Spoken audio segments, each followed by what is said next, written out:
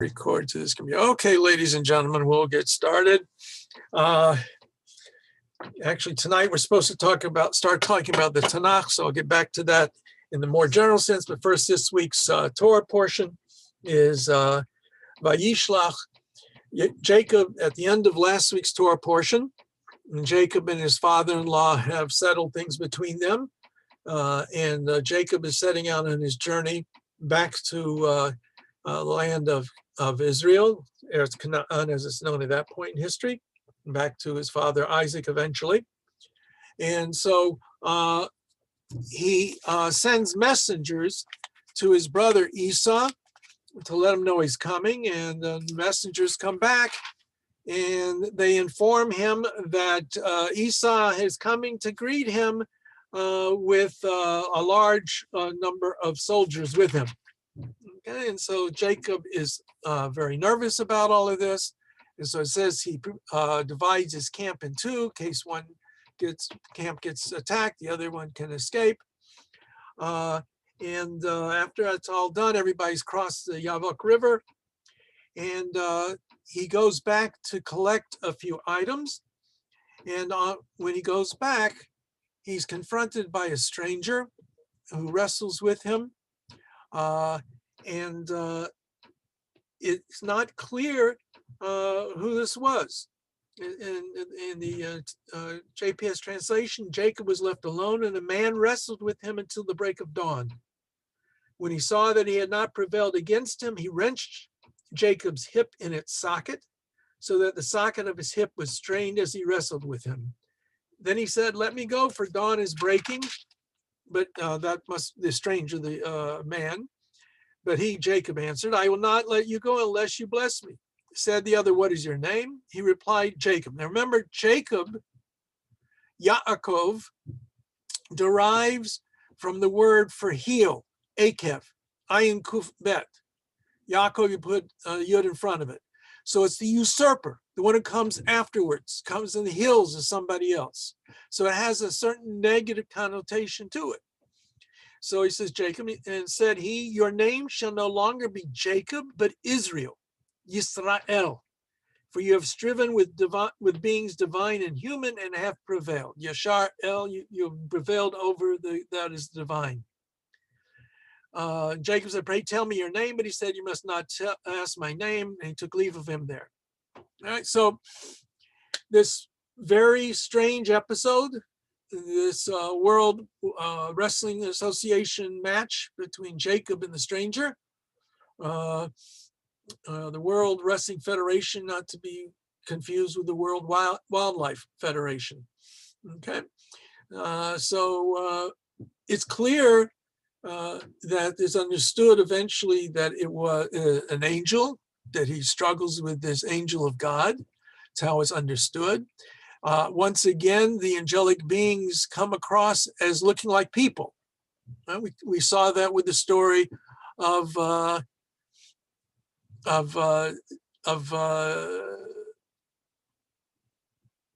Abraham and the angels that come to greet him.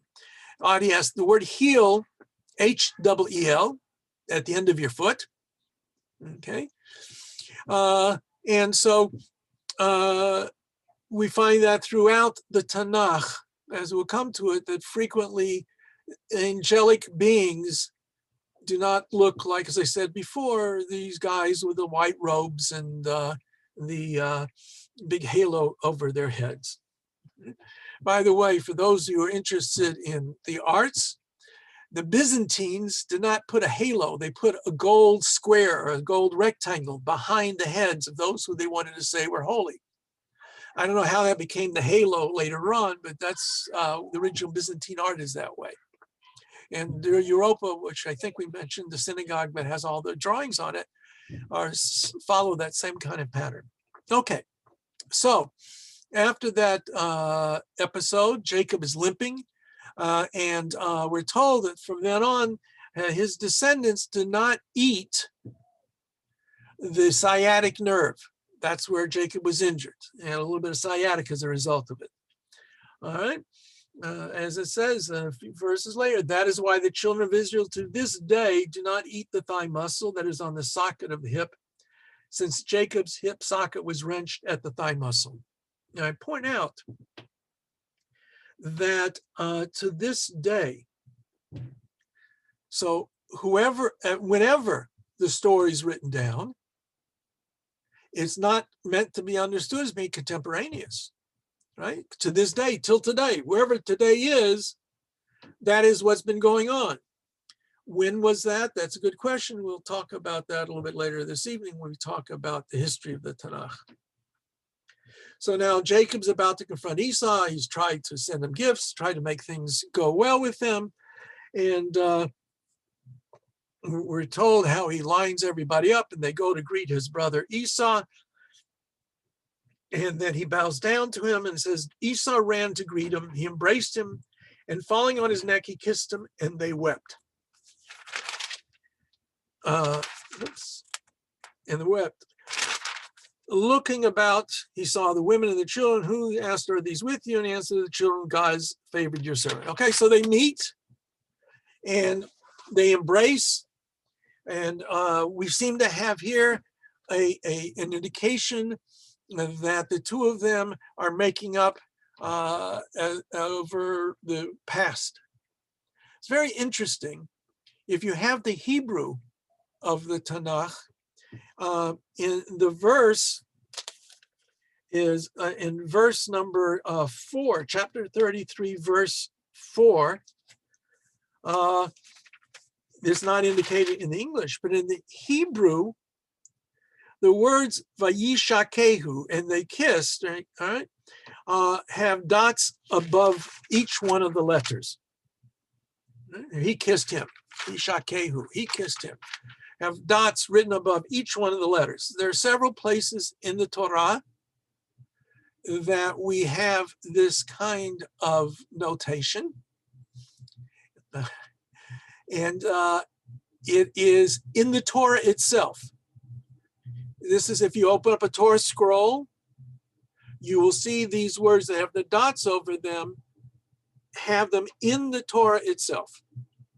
I know Mark's looking it up right now in his Hebrew Tanakh. That's one of the nice things of seeing your faces. I can see what you're doing. I know Adi was worried I was seeing me eating, and that's all right. But anyway, I'm not drinking my bourbon, you know. Halavai. No. I would not drink bourbon during class. After class, maybe, or before, but not during. I promise that. Okay.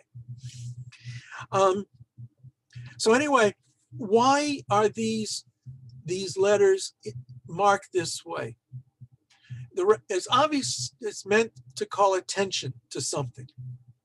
And without going into to any great depth, this is one of the practices that may have been, according to historians, not traditionalists, but according to historians, may have been taken over from the Greeks. That in Homer, when Greeks were studying the works of Homer, if there was some word they wanted to call attention to, they put dots over it. Okay?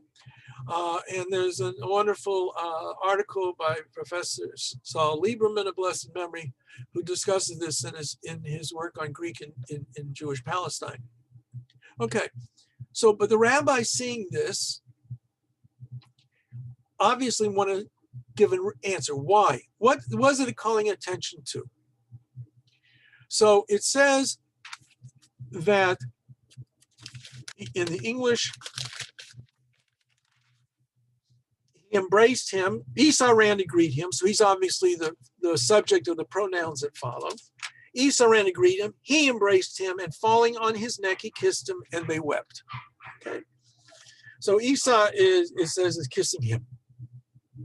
Now, depending upon your predisposition, it sounds like Esau is very happy to see his brother. There are tears of joy. He kisses him. He weeps over the lost time. They didn't see each other, whatever the past circumstances. So the rabbis themselves were of two minds. Some rabbis said, yes, is dotted over to say, indeed, Esau, even though we find him being such a bad character, in other places we're not so sure about his motivation. Here, Vishakeu, he kissed him in all sincerity. On the other hand, those who want to see Esau in a negative light said, wait a minute, don't be mistaken. This is still Esau. He kissed him, but it wasn't a sincere kiss. And why did he cry? Because he sought to bite his brother Jacob in the neck. But God made Jacob's neck at that time turned into marble. And so when Esau bit down, he broke his teeth, and he cried over his broken teeth. So that's the Midrash. All we know is we have the word there, but Yishakehu kissed him, and then it opens the door to various interpretations. But it's clear that Jacob is not really that trusting of Esau. When Esau offers to go together with him,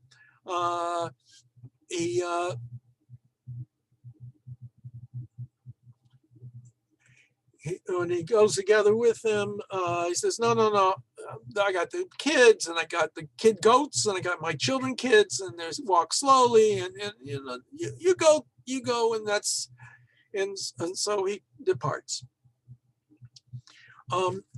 Okay, then what happens? We have a very terrible story that follows right after that. The story of the rape of Dinah, just real briefly. Dinah's the sole daughter that's mentioned with Jacob. She goes into the city of Shechem, and she's seen by the son of the king who rapes her. Jacob is floored. He doesn't quite know what to do. Dinah's full brothers are Simon and Levi. Reuven, all right, and so at first they make a deal with the inhabitants of Shechem that they will intermarry with each other, but the men of Shechem have to be circumcised, and so when they're circumcised, well, the third day in the greatest pain, Shimon and Levi kill all the men of the city of Shechem. And there's lots of literature and Jewish tradition going back and forth about this and how we can deal with it. We really don't have time to go over all of that tonight. But Jacob was very much bothered by it. And when we read at the end of the book of Genesis, the blessings that he gives his children, he brings that back up and basically reprimands his sons for what they have done. And then working our way real quickly through the next passages, God tells Jacob to go up to Bethel, where he's to worship God again. We're told about Rachel dying in childbirth. She gives birth to Benjamin, the last of Jacob's 12 sons, and she dies in childbirth. And then in order to end the story of Esau and his family, the Torah gives us the generations of Esau and what happens to him later on, and how he becomes associated with the kingdom of Edom and the Edomites. And thus is this week's Torah portion. I will start back with Hebrew next week, so we won't do it tonight. But what I want to do is do the introduction to the Tanakh. Now, just a second. Okay. That's not it. That's not it. There it is. Okay. All righty. What is Tanakh? First of all, this is the name, the Hebrew name for the Bible. You may have been educated, grown up, hearing the term the Old Testament and the New Testament. Okay. First of all, we have to understand that title, Old Testament, New Testament, comes from the hands of Christian writers. And in the medieval period, they referred to the Old Testament, meaning the Old Covenant. Testament has the meaning of a covenant, agreement. The Old Covenant represented by the books of the Bible and by Israel of the flesh, were superseded, replaced by the new covenant of Jesus and Christianity. So the Old Testament means the Old Covenant, and the New Testament means the New Covenant. As a matter of fact, in Hebrew, the name for the New Testament is Brit Chadashah, new covenant. Obviously, in Jewish tradition, we don't think it's the Old Testament at all. There's nothing old about the covenant. It is the covenant between God and Israel. So the first thing is we prefer not to use the terminology of Old Testament, but rather either the Hebrew Bible or Tanakh. Now, Tanakh is a abbreviation, the letters Tav, the letter Nun, and then the Chaf Sofit. We, in Jewish tradition, like to have abbreviations. That's like we have the Rambam, Rabbi Moses ben Maimon. He's referred to as the Rambam, which is Rabbi Moses ben, son of Maimon.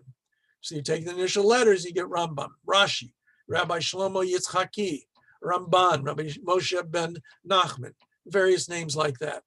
So that's one of the Jewish practices. So where does the word Tanakh come from? It actually is the Tav comes from Torah. The first letter of the word Torah, the book of the Torah of teaching of law, is the letter, begins with the letter Tav. Nevi'im, the prophets, which is the next section of the Hebrew Bible, means prophets. And so the first letter of the word Nevi'im, prophets, is the letter Nun. That's the second letter of Tanakh. And the last is the Chaf of Ketuvim. It should be a dot in there, but we won't worry about it right now. So those three letters together make Tanakh. And since this is, the Chaf is at the end of the word or name, they use the final form. So Tanakh is an abbreviation for the three-part division of the Hebrew Bible: Torah, Nevi'im, and Ketuvim. Torah, prophets, and writings. The Torah, 5 books of Moses, beginning with Genesis, Breshit, through Shemot, Exodus, Vayikra, Leviticus, Bamidbar, Numbers, and Devarim, Deuteronomy, the first 5 books of the Bible, are the 5 books of the Torah.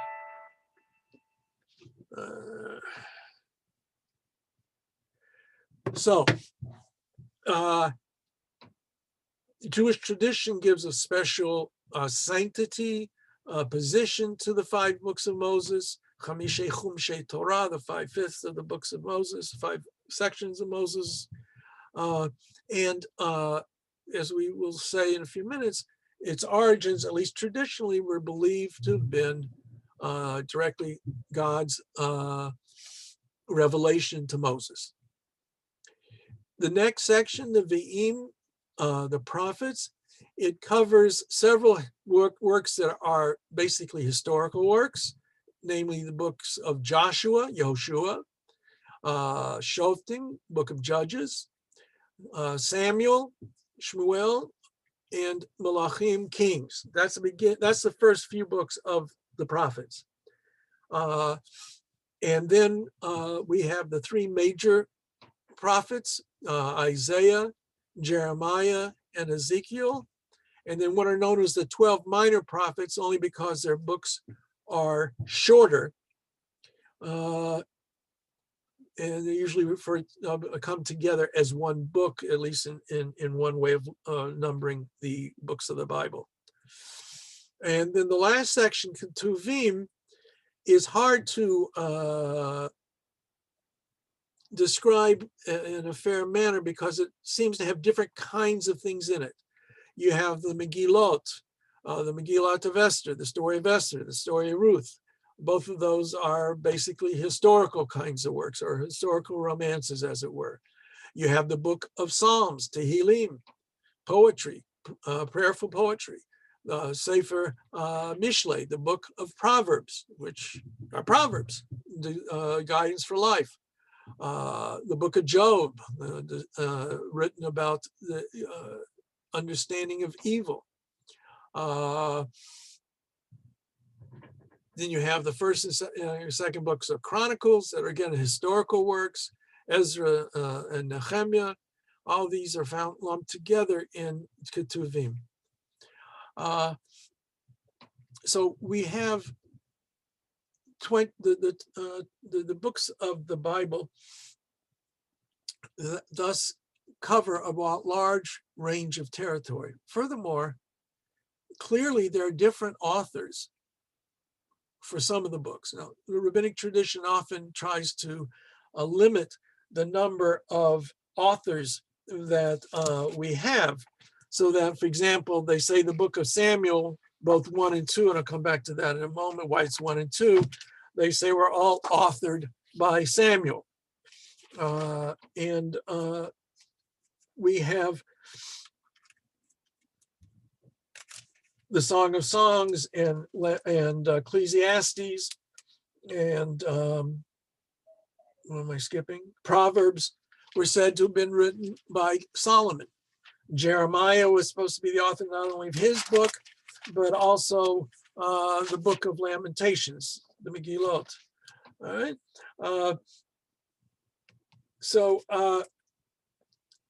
But when we look at them, we see they have different attitudes, different ways of seeing the world sometimes, perhaps even contradictory.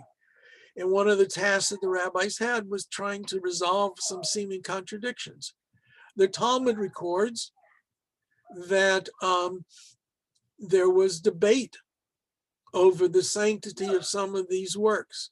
The book of Ezekiel, the Song of Songs, all had their foes in the rabbinic groups of whether or not they should be accepted as being religious texts.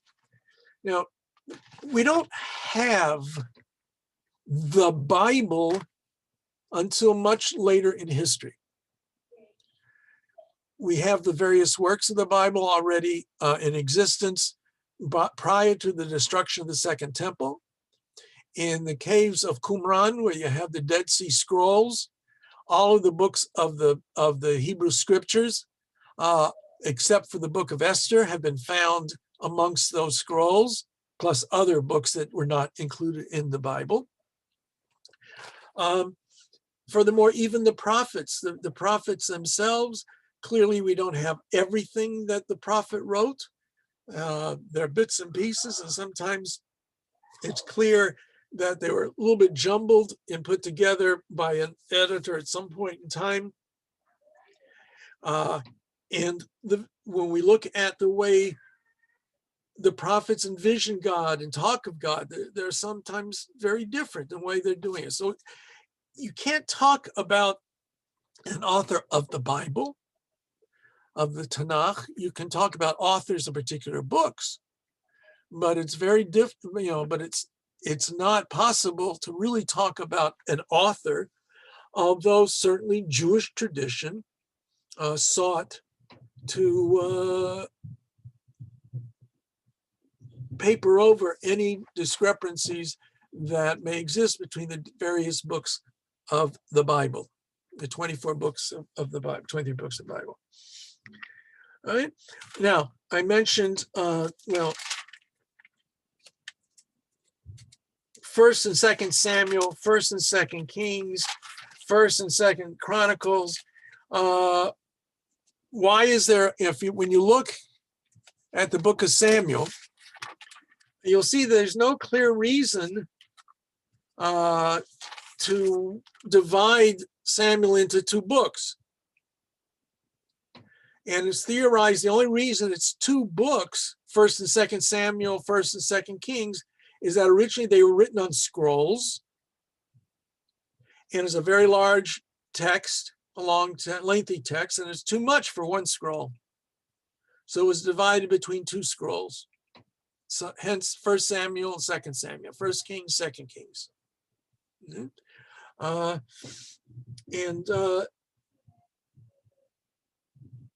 what else did I want to say? This general introduction. Oh, the text that we associate is based upon what we call the Masoretic text. We don't have a book written by the hand of, Moses, his handwritten autographed copy of the Torah. We don't have any autographed copies of any books of the Bible. And we do know that there were differences between some texts of the Bible, different books in the Bible. I mentioned the Dead Sea Scrolls, various works that were found in Qumran. These all seem to date before the destruction of the Second Temple. They were gathered there. It was some from the community of Qumran who were around there. Some identifying them as Essenes. A very difficult question to really understand who and exactly who they were, where this library came from. The scholars, you can write your PhDs on different theories and everything with the Dead Sea Scrolls. Plus, they're still putting many of them together because they were in pieces. It's a fascinating study, but it's way beyond us for tonight. But, for example, one of the scrolls that they found is known as the Isaiah scroll. And it's kept in a special place in the Israel Museum in Jerusalem. And if you see it, if you can read Hebrew, you can read the Isaiah scroll. The print is very clearly the same Hebrew, maybe slight variations from what we have today. But it is certainly legible. And there are differences. There are some differences from in the Torah passages. There are differences in the prophetic passages. So we know that there were differences. We also know that the rabbis themselves were aware of variant texts. Then you have what is called the Septuagint. The Septuagint was a Greek translation of the Bible, originally just the Torah and then other passages. And some places in the Septuagint, there are differences from what we have. What we use is called the Masoretic text. It was the traditional text as understood by the rabbinic traditions, finalized. The oldest copy we have is the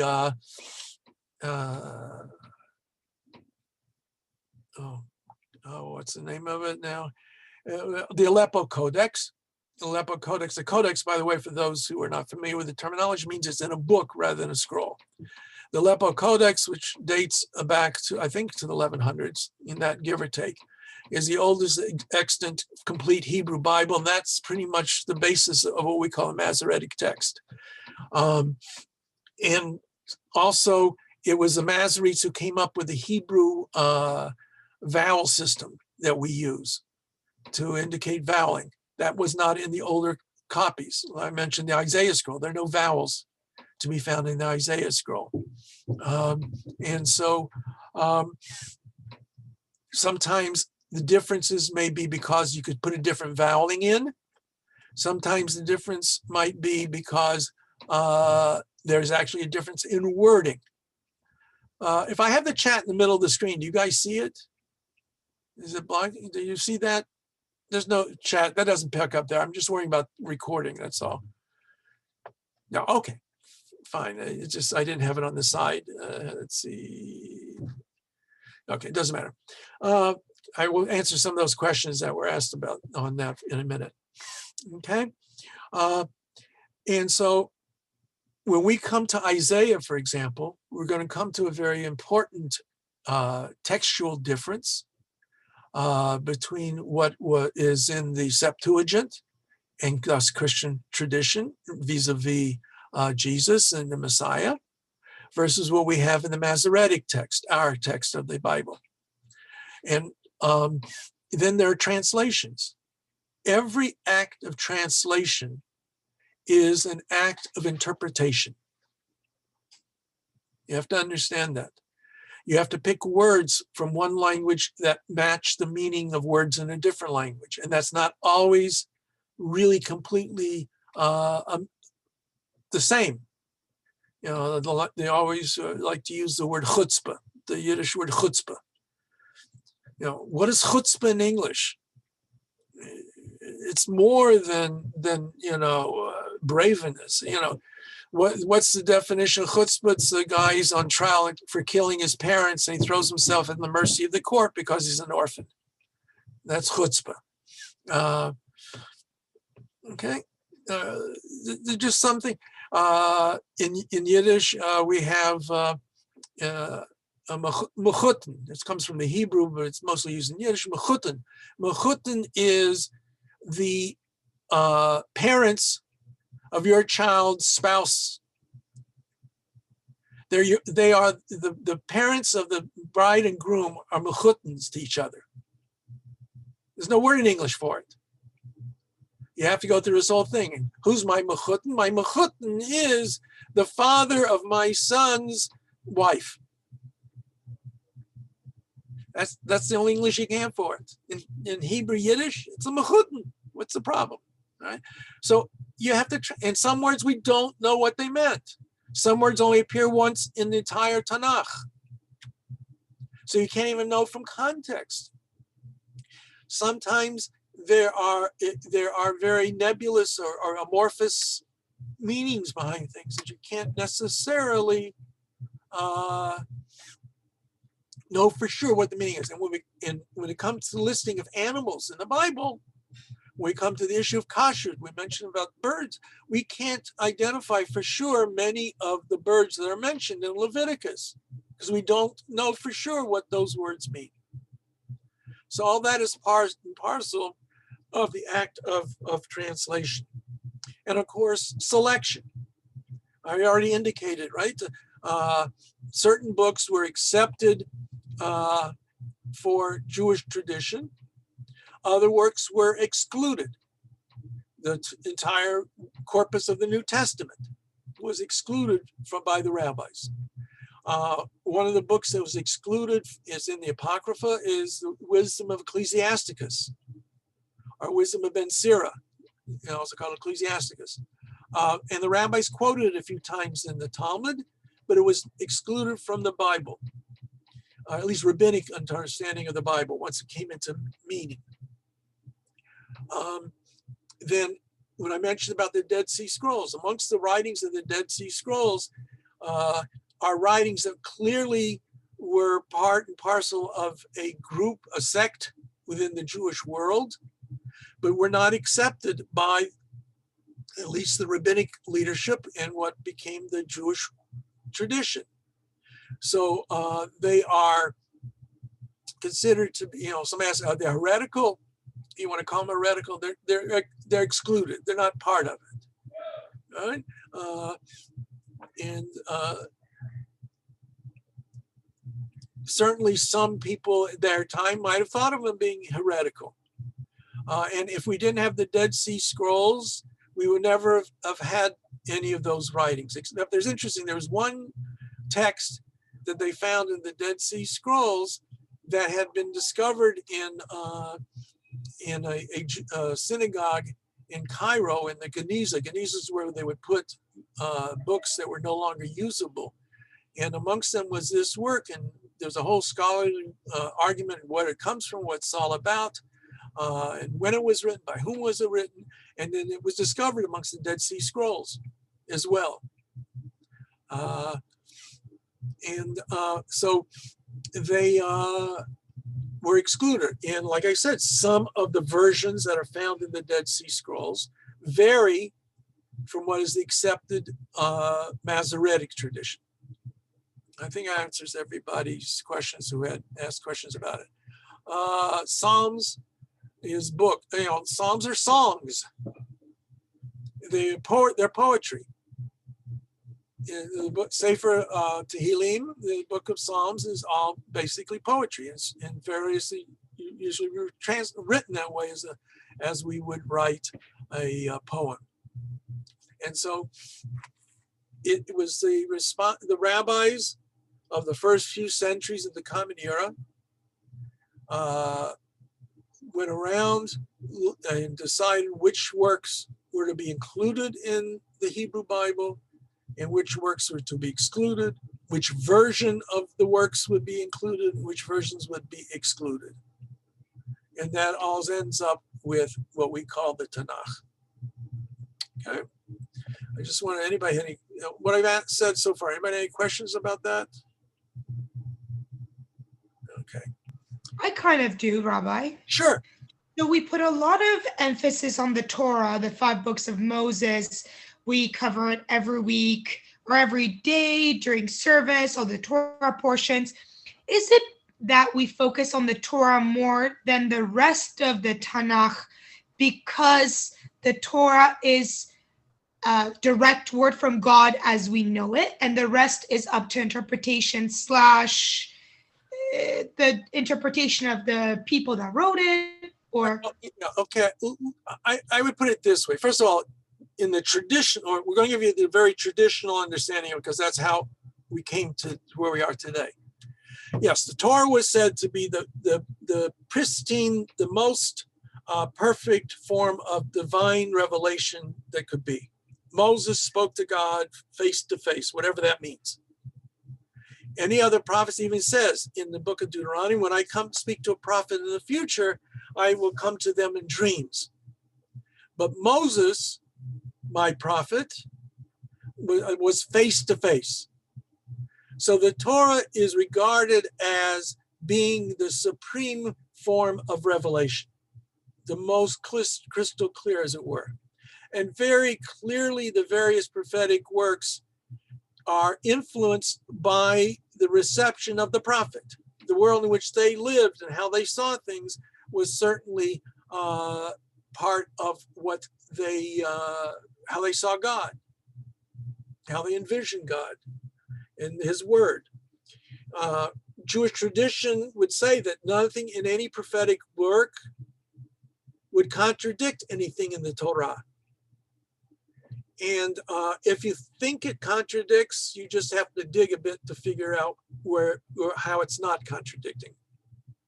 I mentioned about Ezekiel. There's certain issues about the temple, and so the rabbi says he's talking about the building of the third temple, not the first or second.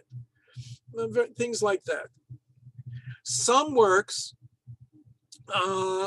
well, the Psalms are at least ostensibly written by King David and others. And they are human poetry expressing human desires for God. But while the Torah is the most central book of the Bible that is used in the synagogue, we read and use a good portion of the rest of the Tanakh.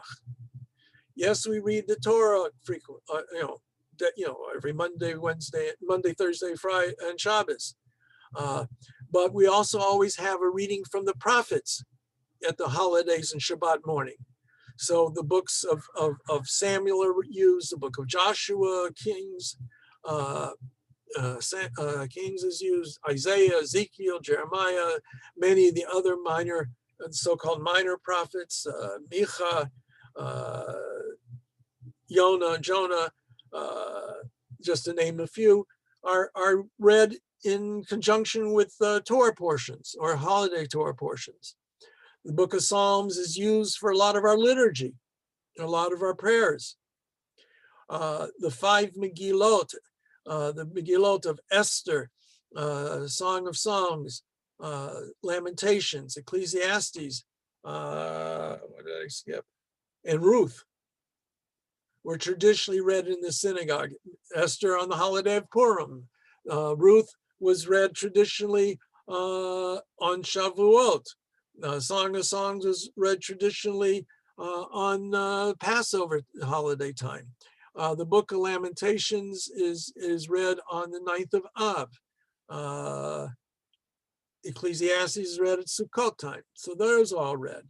So a hefty portion of all the works, books of the Bible find their way somewhere into the liturgy. But yes, Torat Moshe, the Torah of Moses, stands on top, and the others come down on a lower level. So that, for example, the rabbis were very stringent about how, certain practices.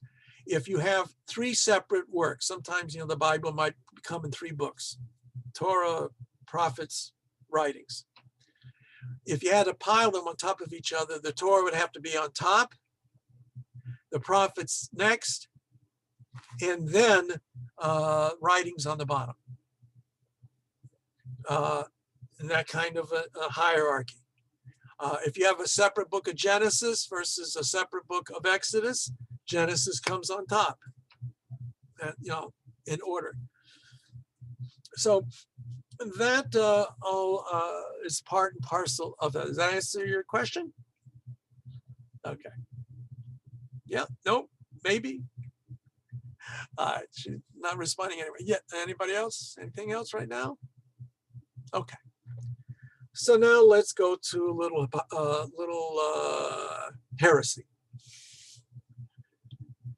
Jewish tradition, as did Christian tradition, understood the 5 books of Moses to be essentially the word of God dictated to Moses at Sinai, and according to others later on throughout the period of the 40 years in the wilderness, Midbar, ending with just before the death of Moses. And even to such an extent that, I mentioned earlier tonight, until to this day, the children of Israel don't eat the sciatic nerve, right? I mentioned that in the story of Jacob. So who said that? Moses. He's talking about his day. Even though we've got the Torah, and the Torah now forbids us eating sciatic nerve, know that this was a tradition that predates the Torah itself, or at least the written Torah that we have now. Okay, so Moses wrote that. So the question is, at the very end of Deuteronomy, when we're almost finished with the entirety of the story of, sorry about that, Moses and the people of Israel, we read, good. Okay.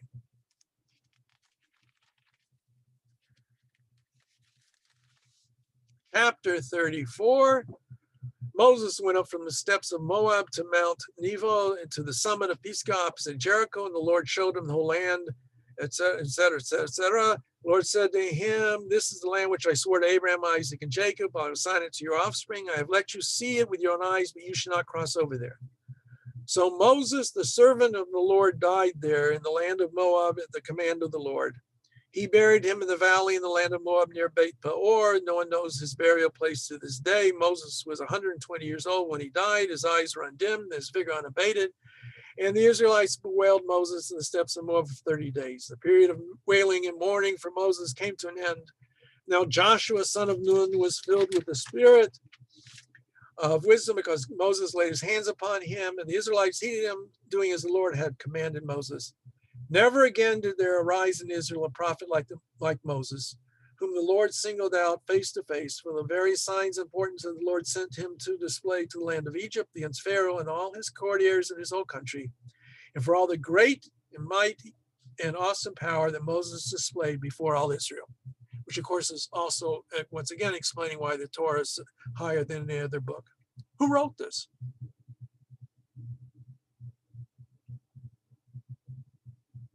Moses is dead. So who wrote it? Didn't you say he laid his hands on Joshua and he's the next one? Correct. That be the next person to write? Correct. So there's an opinion in the Talmud that the last few verses, this last chapter 34, the last 11 verses, whatever number exactly, 11 verses, were written by Joshua. Okay, that's a statement in the Talmud. One of the rabbis, another rabbi had nothing, no way, impossible. Nothing in the Torah could have been written by anyone but Moses. So how did we get in there? Moses wrote it in a prophecy. He foresaw the future. He writes about his own death. Here's the man who's so humble. He's got the known as the most humble of men, and he writing such praises about himself, even at the hand of God. In the beginning of Leviticus, the word Vayikra is written in a certain way, and one of the Talmudic explanations for it is because Moses was so humble, he wanted to take himself down a notch or two. So the letter Aleph at the end of the word Vayikra, he called out to him, is written small, so it looks like it's not Vayikra, but Vayikar, that God just came upon him, rather than God called to him. So Moses even changed or wanted to change the writing of a letter in the Torah because of his humility. So he's going to talk about how great he was. But that's what the rabbi said. So they wouldn't even accept the possibility that anything in the Torah comes from any other hand but Moses.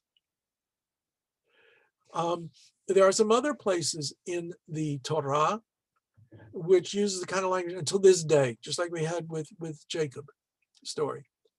Ibn Ezra, one of the important medieval Spanish exegetes, commentators on the Torah, he suggests that a later prophet wrote that, added it to the Torah. He's taken the task by most of the other commentaries, but he was willing to admit that. But except for here and there, those kinds of things, universally, the Torah was seen to be one work written by Moses from the voice of God until close to the modern period. One of the first ones to start to question this in any great detail was Baruch Spinoza, Benedict Spinoza. In his writings, he begins the process of biblical criticism, critiquing the Mosaic authorship of the Torah. Now, in the last couple of hundred years, we have seen arise a theory of the origin of the Torah that insists that the Torah that we have is not even a unified writing, but it is a result of editing different books, creating the one book of the Torah. The 5 books of Moses were compiled from different sources. This is known as the documentary hypothesis. And based upon certain wording and certain senses of repetition that are to be found in the Torah, these individuals, these scholars insist that you can see that there were seams that were not completely concealed in the creation of the Torah. So that, for example, why do we have in Genesis chapter 1 through the beginning of chapter 2 what can seem to be one version of the creation story? And then starting in chapter 2, what can be seen as a different creation story? How is it that in the story of Noah and the flood, you can read it, one seems to indicate the flood was only 40 days and nights. Another indication was an entire year. How come in the book of Exodus, which we'll look at tonight later, the 10 Commandments differ in some ways from the 10 Commandments as they appear in Deuteronomy? So what is called the documentary hypothesis, JEPND, based upon in the German understanding of the different names of God used in the Torah, said that there were these 4 documents that paralleled some ways, some had information the others didn't have, and at some point in history they got put together like this, but you can sometimes see some of the seams in it. That's the so-called documentary hypothesis. Certainly in the Orthodox world, that is rejected most universally. There are a few that may say there's something to it. One of my teachers, who should live and be well, Rabbi Dr. David Weiss Halivni, who was very traditional, although also a critical scholar. The way he tries to reconcile this is to say that during the period of the first temple, we know that the Israelites sinned, and perhaps they didn't take care of the Torah properly, and so there were issues, problems that arose of copying and recording it properly. And Ezra the scribe comes along and tries to pull it back together to make it the original version that was given to God to Moses at Sinai. So he kind of wants to try and maintain the divine authorship, but also recognize what seems to be some of these issues about various strands. Others reject it totally. So if you look at the liberal Jewish and Christian world, the documentary hypothesis reigns supreme. Although it's been taking a lot of hits and it's not necessarily that clear, some version thereof is pretty much taught in those institutions. So even in the Catholic Church, you will find that being taught that way in the Catholic traditions. Not in the fundamentalist Christian world, not in the Haredi Jewish world, the Orthodox Jewish world. That is pretty much rejected.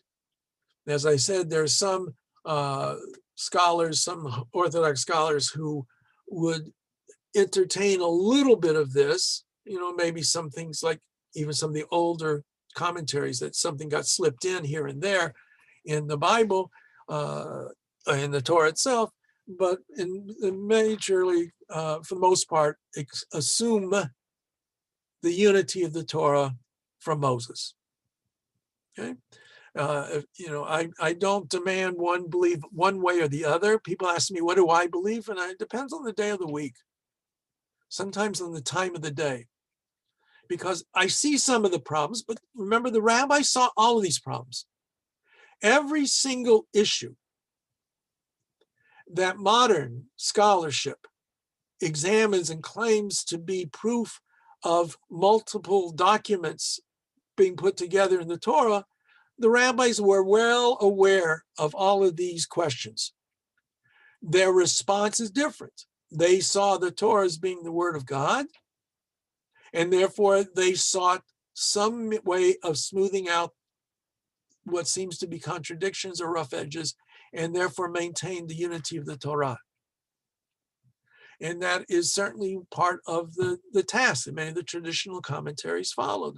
Not that they had anything like the documentary hypothesis that they were dealing with, but they were dealing with these questions, these issues, the seemingly double story of creation.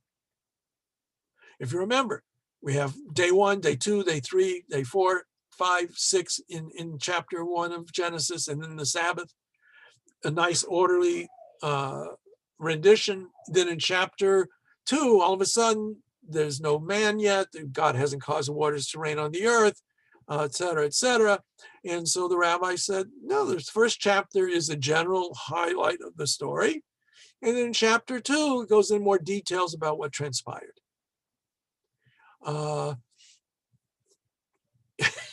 Only 3 opinions? No, there are more than that for the Talmud. I was trying to be, a low key. Low key. Yeah. But although interestingly enough, often the arguments are based on 3s. The number 3 is a very powerful number in recording of difference of opinions is often 3s. Sayings are often recorded in 3s. Somebody has to break that tie. No, sometimes it's a 3-way tie. A says something, B says something, C says something, and they're all mutually exclusive. So it doesn't always work that way. Touche, Rabbi, touche. We will look at some Talmud in a few weeks from now, and you'll see how the rabbis operate. Okay. So as I was saying, though, in the Jewish world, you will find the more liberal giving less weight to the divine aspect of the Bible in general, are open more to a more human element in the creation of the Bible in its totality, starting with the Torah all the way through. And that, of course, buttresses their theology, which permits a more liberal understanding of how to interpret Jewish tradition in the modern world. And on the other hand, the more traditional, who accept the Bible and rabbinic tradition more strictly, are going to reject any attempt to undermine the authenticity and the authority of the biblical rabbinic account, and therefore are less open to changes in Jewish tradition and law. So the idea of the origins of the Bible very much tie in with theology and approach to Jewish law and tradition. So it's not, so would not expect there to be a single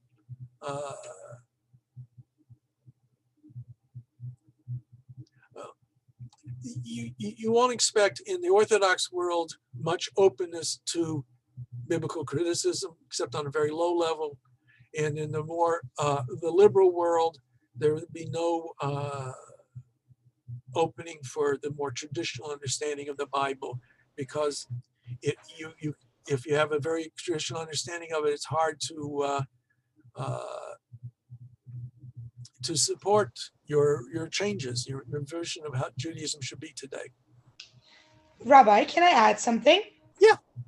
To the question that you were just asking, you look at it, the more conservative Jewish tradition looks at the Torah as law, black and white. There is no going around it. So if you start imposing the idea that the Torah could be not one word, you automatically undermine the authority of it being literal. Of course. Hence why it makes sense that in the more liberal circles, it's viewed as, yes, it's potentially true, but in a more orthodox, it cannot be true because it will undermine potentially a lot.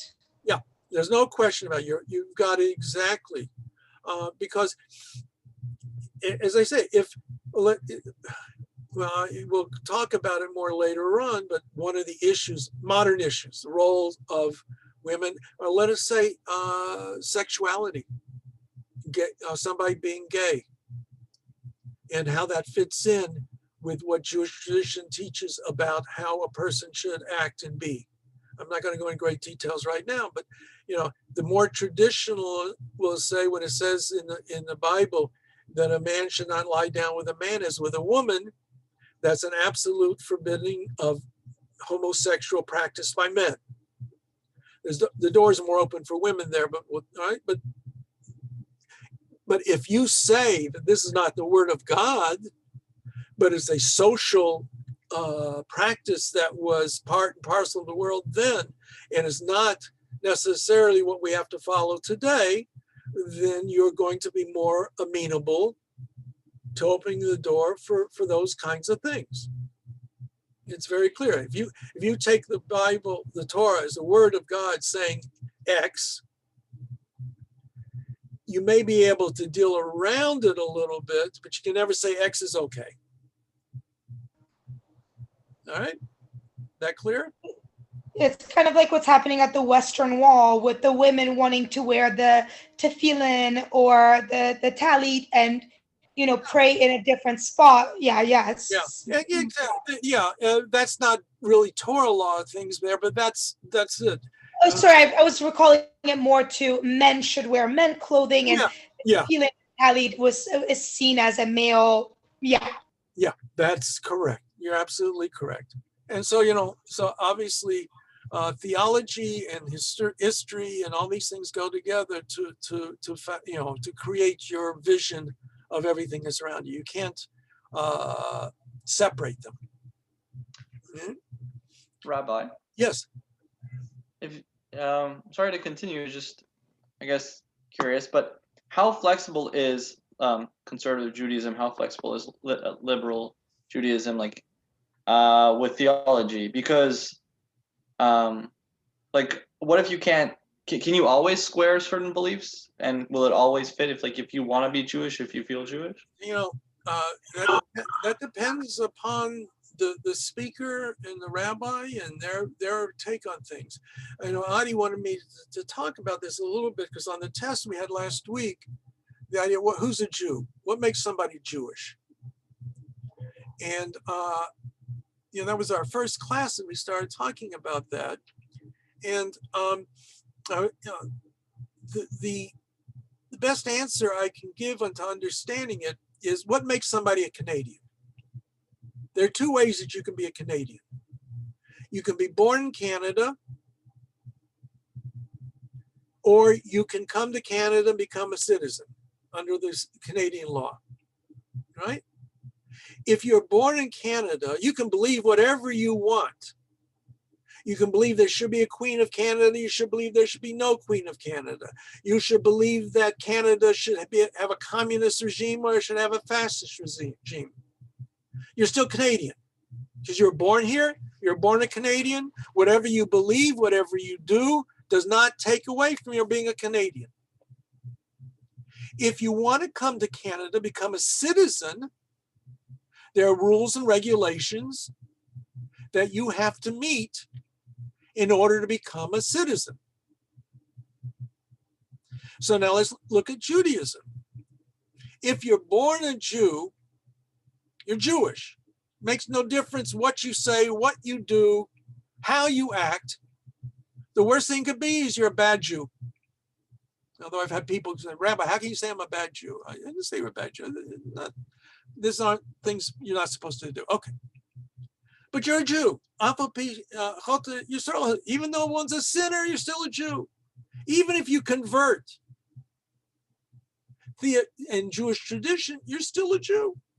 You're a sinner, but you're a Jew. Okay. One of the famous cases in Israel, and we'll come back to this, was the brother Daniel case. He was born Jewish. He was saved during the Holocaust. He became a monk, a Christian monk. He wanted to come to Israel on the law of return. The Israeli Supreme Court basically said, even though by traditional Jewish law he's Jewish, we're not going to accept that for citizenship in Israel. Once you accept another religion, you've cut yourself off that way. But they clearly understood that really by the strict letter of law, Jewish law, not Israeli law, they're different.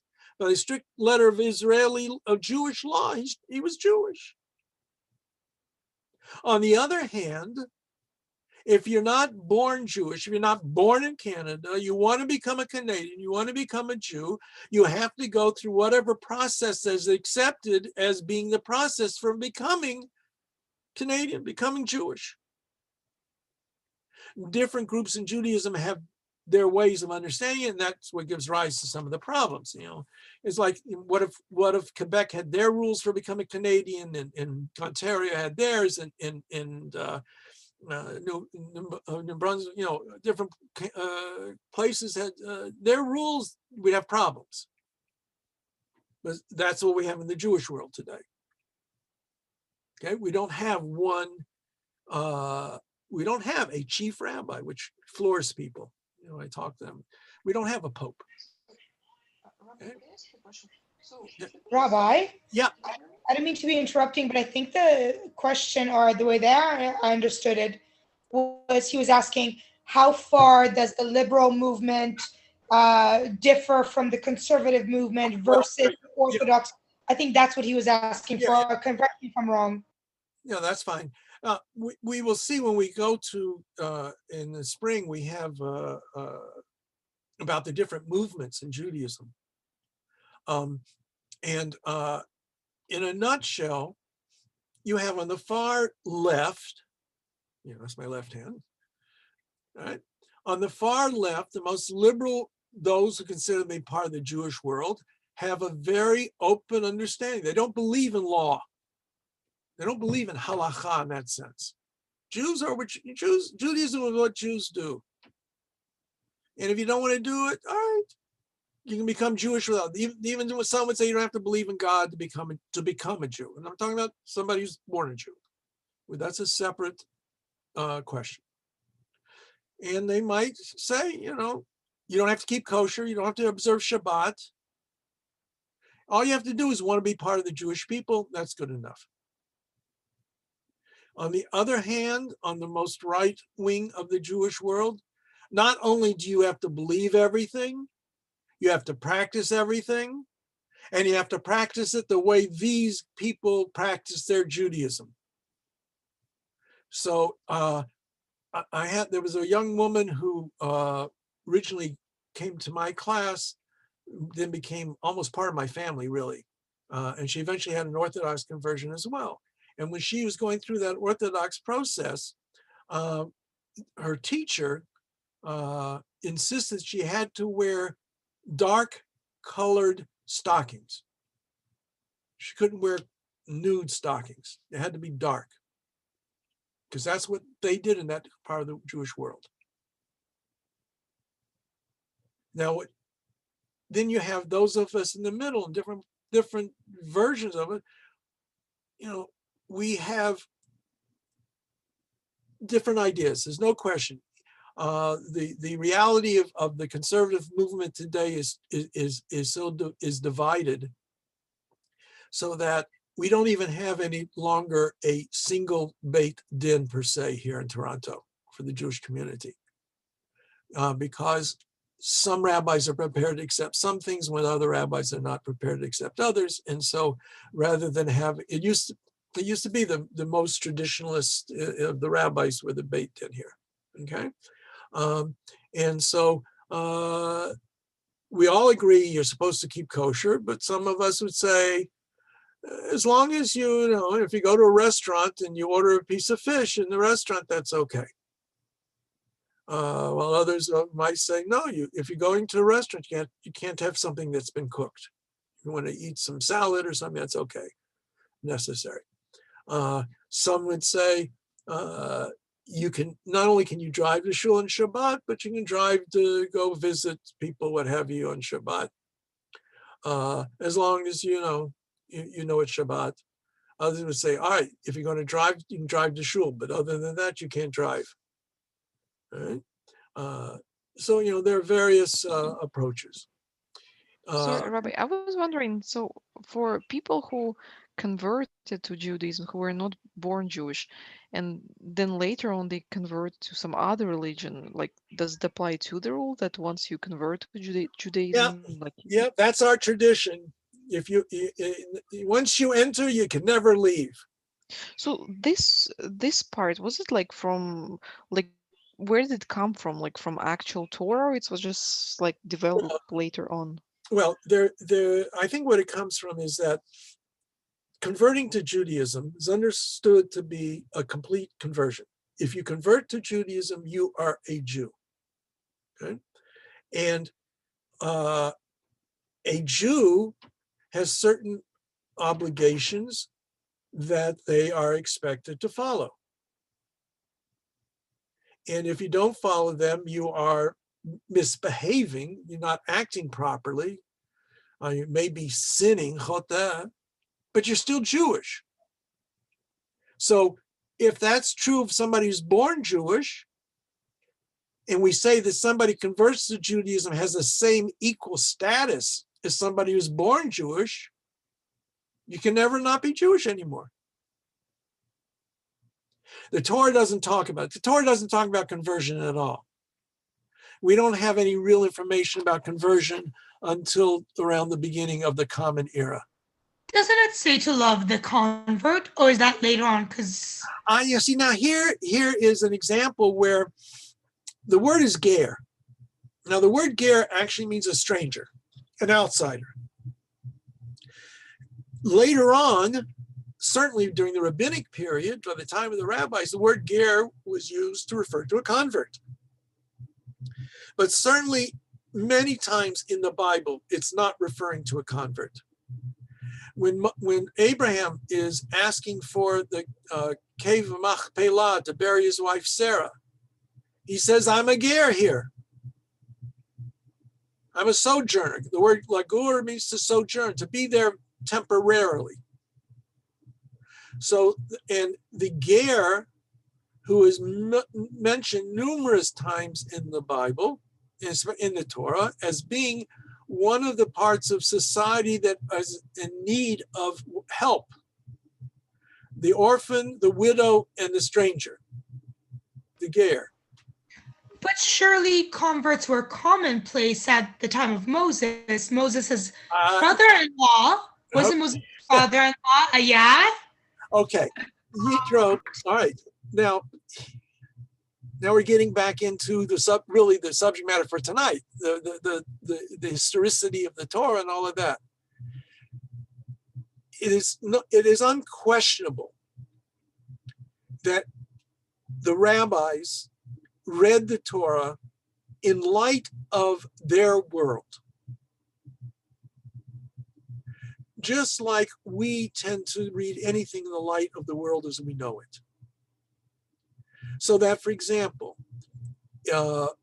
certainly by the time of the rabbis, the first few centuries at the end of the beginning of the Common Era, one of the highest things about Jewish life is to study, to learn Torah. If you don't learn Torah, you're not really where you should be. Ein bor chassid. If somebody who's an ignoramus can't be truly pious. Now we got a problem. What about Abraham, Isaac, and Jacob? Were they nobodies? Did they study Torah? Yes, they went to yeshiva. They learned Torah. What they learned exactly, but they learned Torah. They spent time in yeshiva because that's what a Jew should do. If you look at pictures of the different biblical scenes that are in books that are written for the very frum Jewish community, you would think that Moses wore a black hat and a long black coat. They just can't fathom that they wouldn't do that. How do you prove that you have to wear a hat? Then Jewish law, you have to wear a hat. It says, Vayetze Yaakov mi Beersheba. Jacob went out of Beersheba. He left Beersheba. What are you going to do? What do you do the first thing you leave the house? You put your hat on. So obviously Jacob wore a hat. We read, it's clear, now this is my perspective, for sure, that every age sees themselves reflected in the earlier periods. We read our lives into theirs. Conversion, I've got to get back to the Bible. Conversion probably doesn't really exist, at least before the Babylonian exile. I started off in this part of our conversation about being a Canadian. Before you had the formal idea that you had to take a test and swear allegiance to the crown and all of that, how did a person become a member of a state, a community? You came and you lived there. And eventually you're accepted as being part of the family. You should pardon, it's prejudice on my part, but when I hear this British accent, and then I look at the person who's speaking, and they come from Africa, or they come from China, wherever it is, and they have this wonderful British accent, it throws you a little bit. Of course they're British. There's no reason to say they're not British, but they're not, it's not the image that it comes to mind, right? British, the guy's got a bowler hat on, walks with a cane, whatever. Because we have certain images, and so we get ingrained with those images, and we tend to see things in a certain way. I apologize. I have a new phone, and I haven't learned how to use it completely correctly. Okay, all right. whatever. So were there converts at the time of Moses? Probably not. Did Yitro become a Jew? I don't know if that's really true in that sense. Certainly the rabbis read it that way. We're going to read about the book of Ruth later on in the year. Ruth is a Moabite, and she lives in Moab. And she marries Jewish men, Israelite men. Who converted her? When did the conversion take place? Not only that, throughout, and I always like when I read the book of the class, whenever her name is mentioned through almost the entire book of Ruth, she's always called the Moabite, Ruth HaMoavi. Now, that didn't stop the rabbis from seeing her as an prime example of a convert to Judaism. But I challenge you to show to me, prove to me anywhere that it says that she went to a Beit Din and had a conversion. It's not written anywhere in there. So when we talk about translation, reading and translating of any text is an act of interpretation. If it's even if in the language that you grow up speaking, it's still going to be an act of interpretation on the part of the reader. So getting back to the original question about the authority of the Torah, that's why the Torah has a greater authority, because it's not subject to Moses' interpretation. It was the divine revelation, as clear as could be, to Moshe Rabbeinu, Moses, our teacher. And therefore it has that authority. How do we deal with the stories of Genesis? There's room.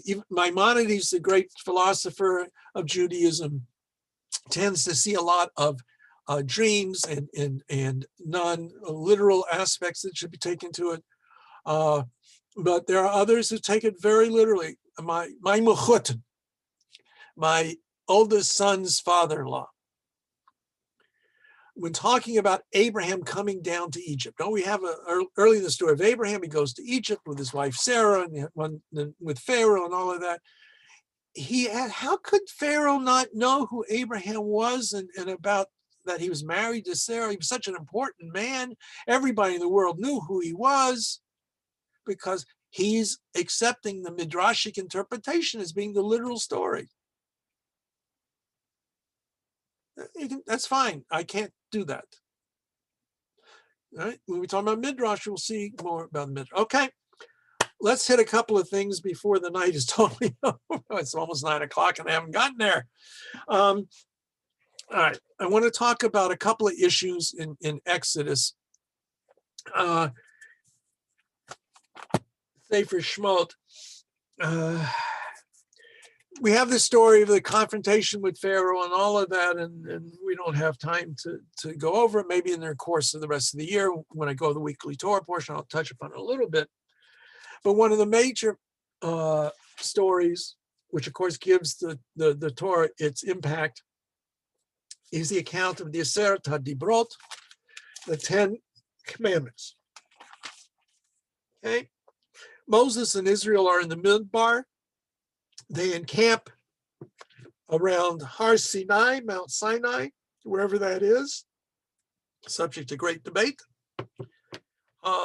Everybody's supposed to prepare themselves for this moment, and then God reveals himself to Moses on Sinai, and it says God spoke these words, Aseret HaDvarim. The first thing to recognize is that in the Torah itself, it's not called Aseret HaMitzvot, the 10 Commandments.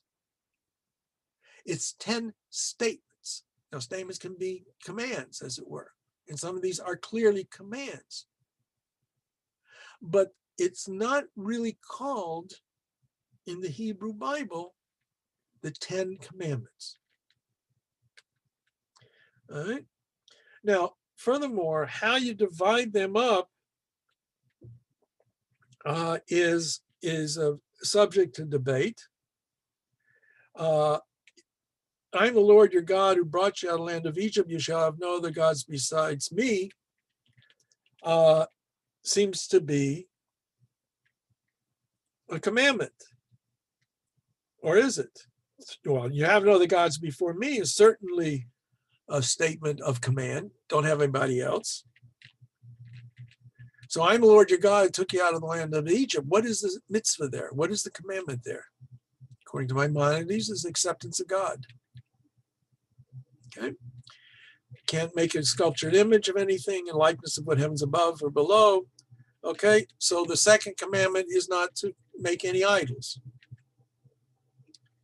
The third commandment is you shall not swear falsely by the name of the Lord your God. Fourth commandment, remember the Sabbath day and keep it holy. 6 days shall you labor and do all your work, but the seventh day is the Sabbath of the Lord your God. You shall not do any work, you, your son, your daughter, your male or female servant, etc., etc. Number 5, honor your father and mother. 6, do not murder. 7, do not commit adultery. 8, do not steal. 9, do not bear false witness. And 10, do not covet your neighbor's house, wife, property, etc. Okay. Now, if we had time, which hour is getting a little late, so we're not, when you look at Deuteronomy, you will see that the wording is not identical. For example, for Shabbat, here it says, remember the Sabbath day to keep it holy.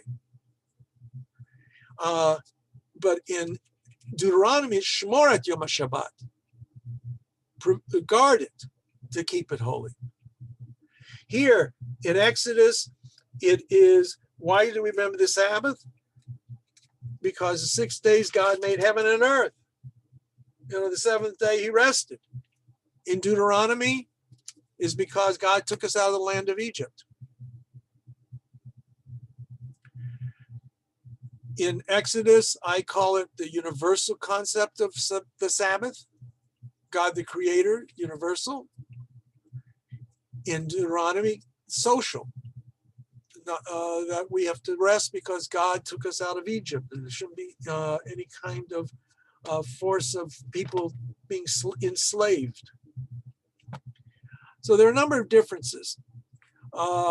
In the Friday night liturgy, when we recite the Lecha Dodi, the very beginning, Shamor v'zachor b'dibur echad hishmianu el hamyuchad. The word Shamor v'zachor, God said it together, simultaneously. And God caused us to understand it.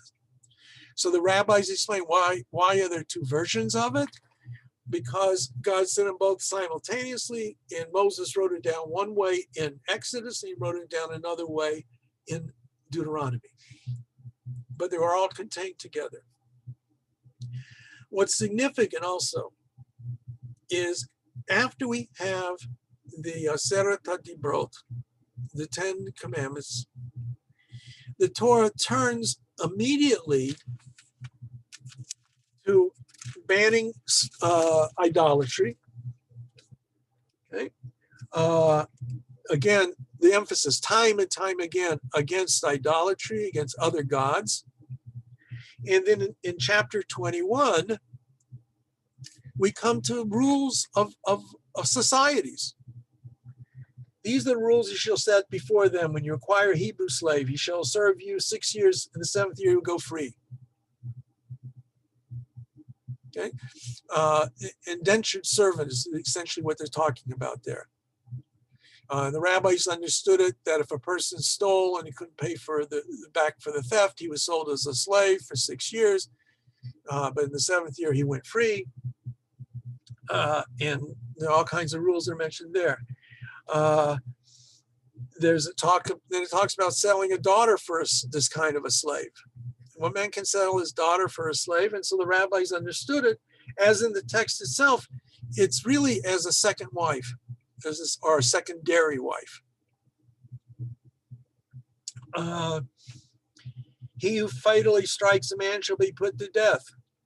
if he did not do it by design, but it came about by an act of God, in other words, an accident, I will assign you a place to where you can flee.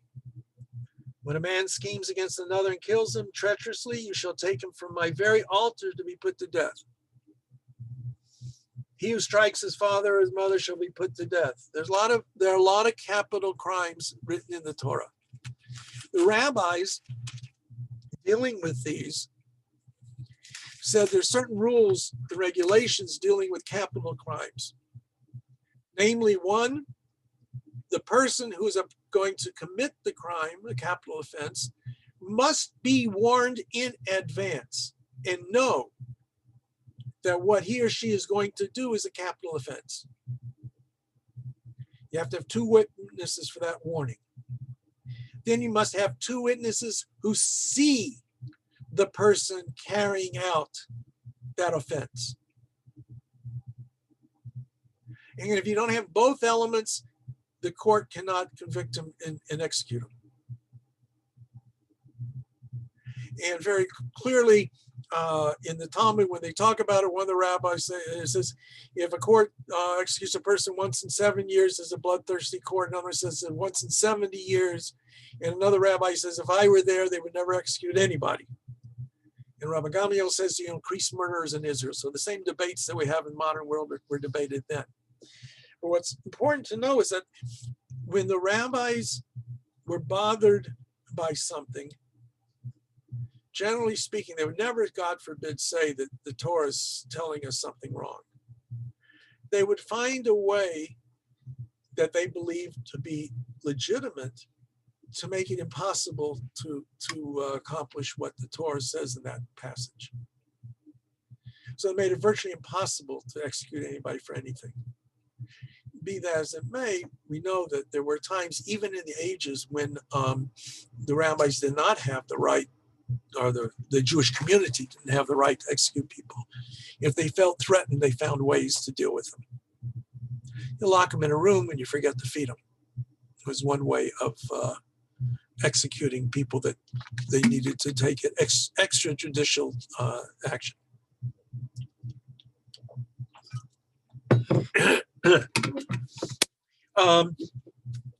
Later on in this same these passages, we have a very famous passage that I want to share with you for a minute. It says, when men fight and one of them pushes a pregnant woman, okay? 2 guys are having a fight, and this pregnant woman steps in, or whatever, however she's there, and one of them pushes her, strikes her, something happens to her. And I want the Hebrew, that text just has the English there. All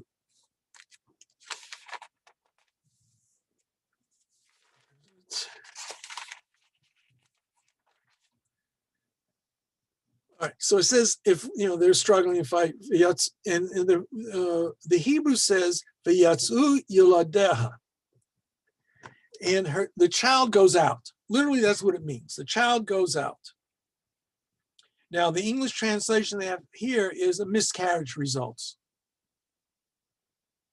V'lo yiyeh ason, but no other damage ensues. Anoshi anesh kasher yasit alav bal ha'isha. The one responsible shall be fined according as the woman's husband may exact from him the payment be based on reckoning. But if other damage ensues, the penalty shall be life for life, eye for eye, tooth for tooth, hand for hand, foot for foot, burn for burn, wound for wound, bruise for bruise. Okay? So now, this passage is at the heart of the debate over the biblical and religious understanding of abortion.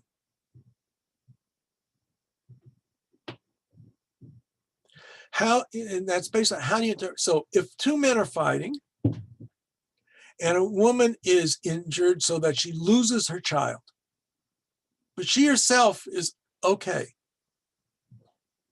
it's a fine, a penalty. It is not reckoned as murder. That's how Jewish tradition understands it. If she is killed, or injured in some other way, then the penalty is based upon her life. So the way Jewish tradition reads it is that the fetus does not have the same complete status as a full-fledged human being does. And there's differences of opinion in rabbinic tradition on how we interpret that completely. One being that she's regarded, the child, the fetus, is regarded merely as an appendage of the woman until she gives birth. To the other one, it says, no, the child is seen as a pursuer. It has an independent status, but because it may be threaten their life, then we have a different story. I'm sorry, I got ahead of myself there. Let's just stop there for a second. Okay, so the church reads it differently. The church read it, if she gives birth, the child goes out. Remember, the Hebrew word is literally the child goes out. So they read that to mean it's an early birth. So there's a fine, a penalty. But if the child should die, the fetus dies, it's life for life.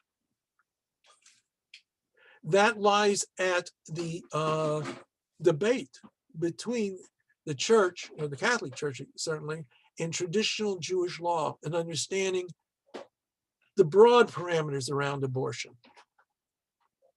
The Mishnah, later rabbinic tradition, makes clear the account is if a woman is giving birth and the fetus, there's a problem, the fetus can't come out. There's a block, it's whatever reason, she can't deliver the baby. Remember, now we're going back a couple of thousand years ago, before modern medicine. And even a cesarean usually meant the life of the woman was over, okay? You can cut, so she's in the stages of childbirth. So the fetus is almost 9 months old, or 9 months old. The rabbis said you can cut up the fetus to save the woman's life. If the fetus has already entered into the birth canal and is beginning to come out, now it's a separate entity. Right? And now you can't just simply kill that one for the other. But notice the distinction. Until the moment it begins to enter into the world, its status is below that of the woman. So Jewish authorities all agree 100% that if a woman's life is at stake, even up to just prior to the birth of the fetus, you're allowed to destroy the fetus to save the mother's life.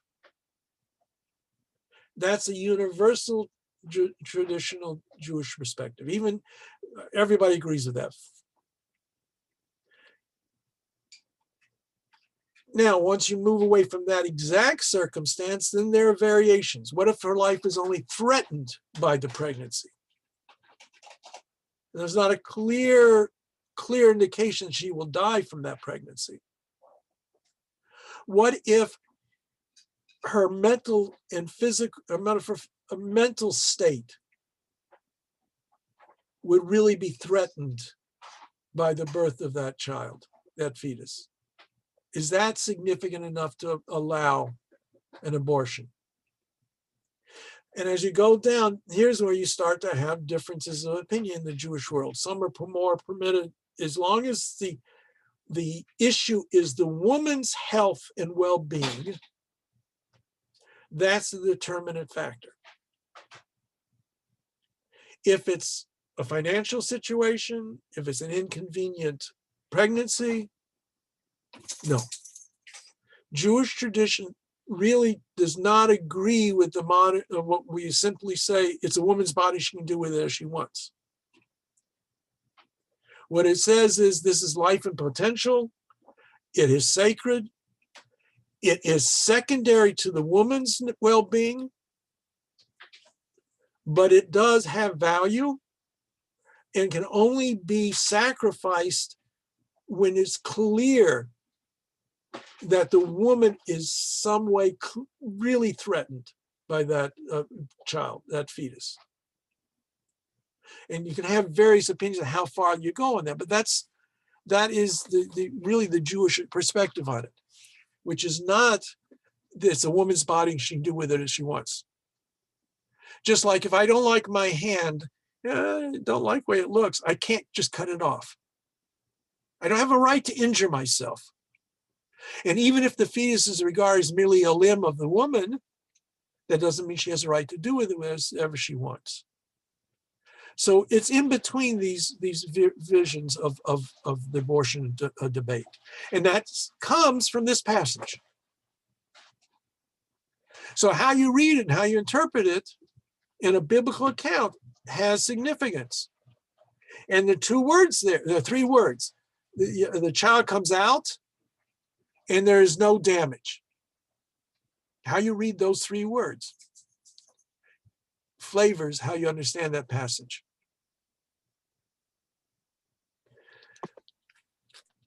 Okay. Rabbi? Yeah. So, sorry, and I know I'm linking it back to what we were talking about earlier, but let's say you want to convert to Judaism, but you do believe it's a woman's choice to do what she wants. Can you still be Jewish? Yeah, of course. Look, that's a political statement. It's when I look at the issue in the general world, the political world, I don't want religious authorities deciding the law for everybody. If a woman comes to me and asks for my advice as a rabbi, I can tell her what I think Jewish law demands. And she can choose to accept that or not. Right?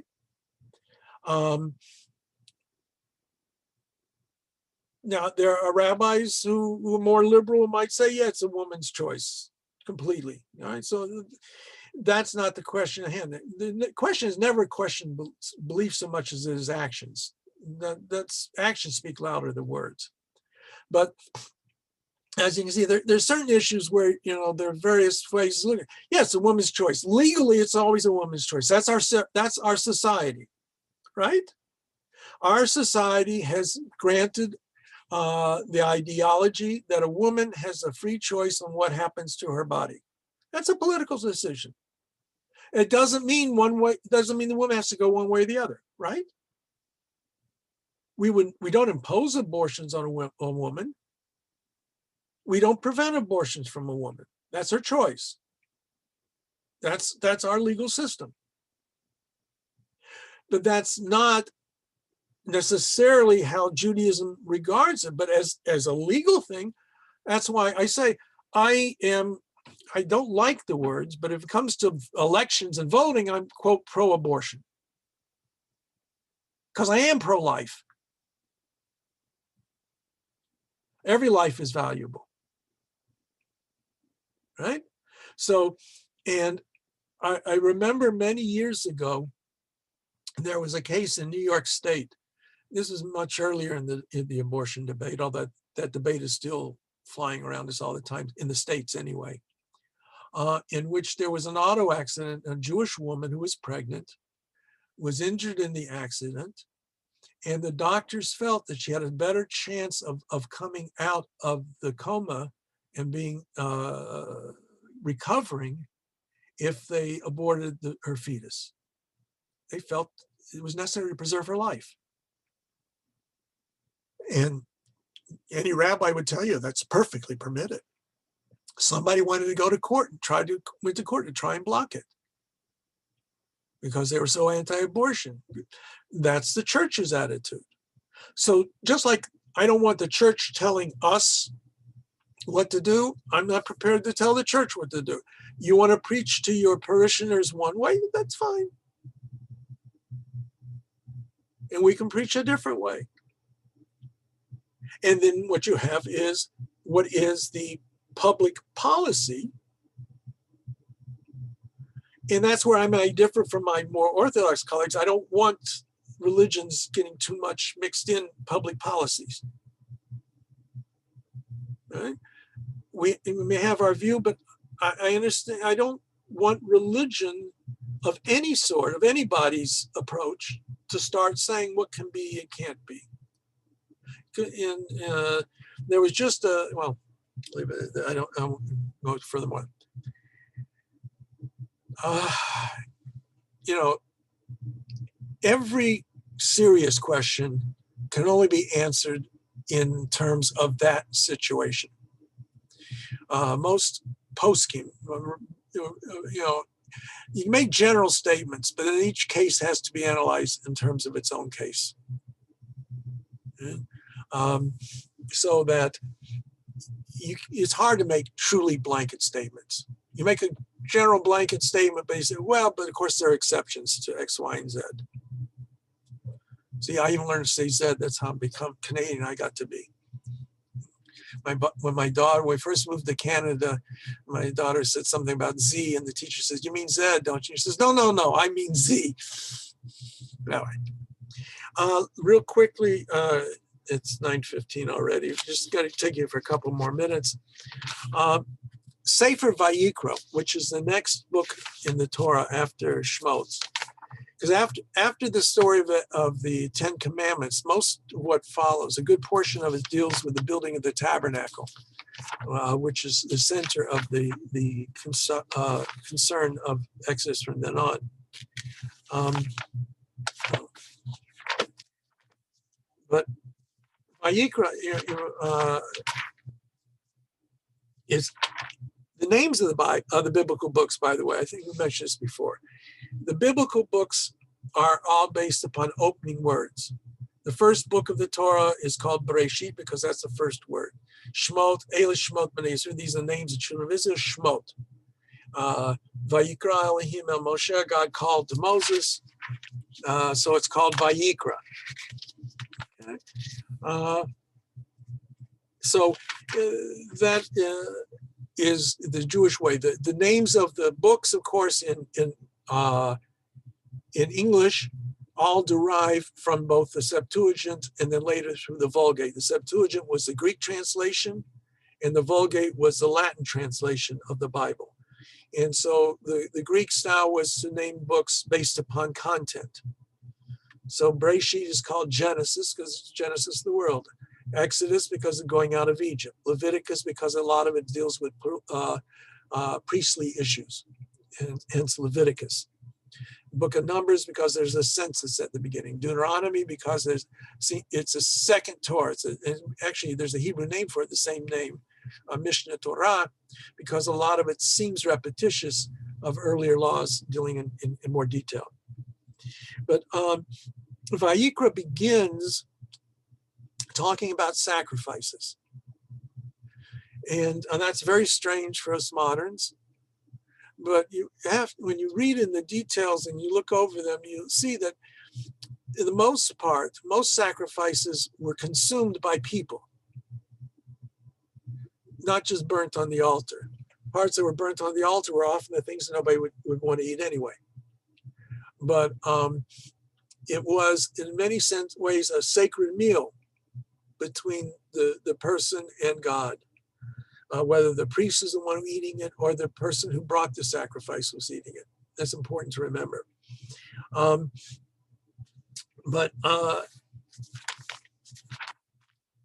we find the laws of kashrut are mentioned in detail in Leviticus. Chapter 19 of Leviticus begins with Vaydaber Adonai Moshe lemor, daber kol adat bnei Yisrael v'marta alehem kadoshim tiyu ki kadosh ani Adonai Elohechem. The Lord spoke to Moses, saying, "Speak to the whole Israelite community, say to them, you shall be holy, for I, the Lord your God, am holy." And this introduces what is called by many the holiness code. Now, we are try to be holy. What does it mean to be holy? And so the laws that follow are meant to teach us how do we be holy. Now, what does the word holy mean? Kadosh. The root for kadosh, kuf dalet shin, means separate, distinct. That which is separate and distinct is that which is holy. Just like marriage is called kiddushin, because a man and woman are separated from the rest of the world as a husband and wife.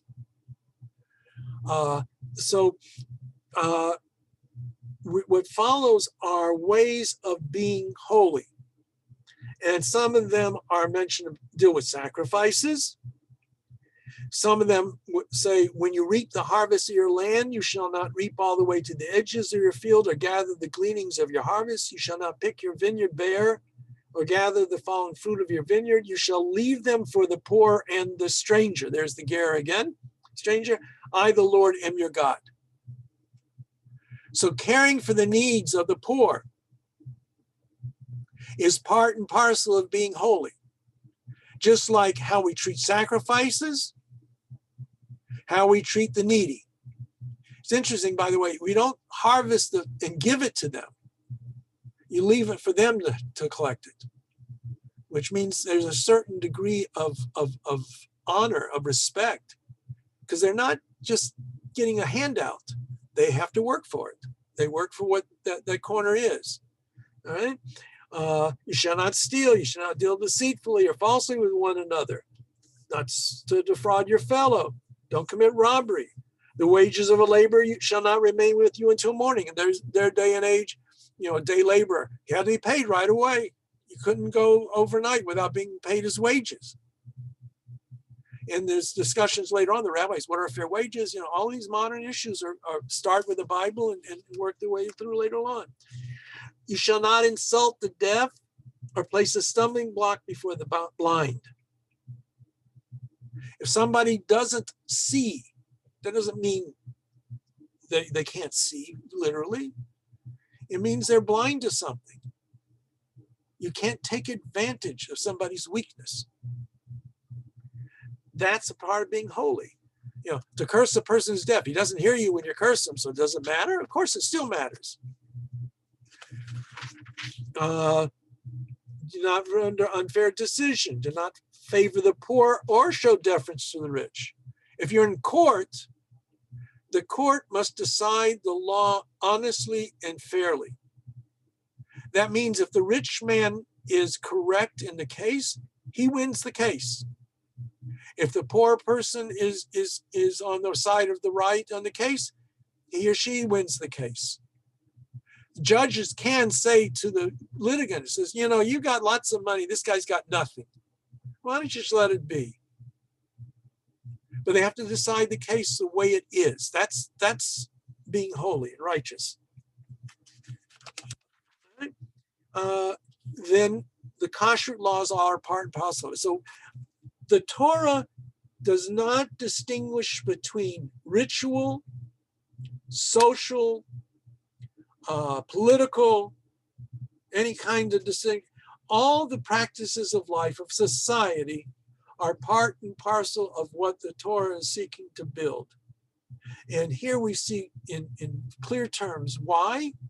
Because we are supposed to imitate God and be holy. And how do you imitate God and be holy? That's what these are descriptions of. Okay? I know it's a little bit later tonight, but I told you, sometimes you get out a little early, sometimes you go a little longer. I could go much longer, but I have Rachmanis on you. You know what the term Rachmanis means? No. All right, well, in Hebrew, it's Rachmanut.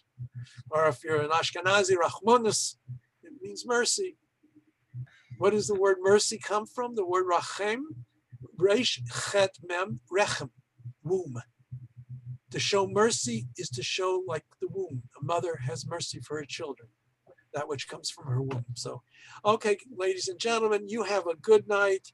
And work on your questions for everyone. Did I answer everyone? Okay, that looks like it. Be well. Thank you. Bye.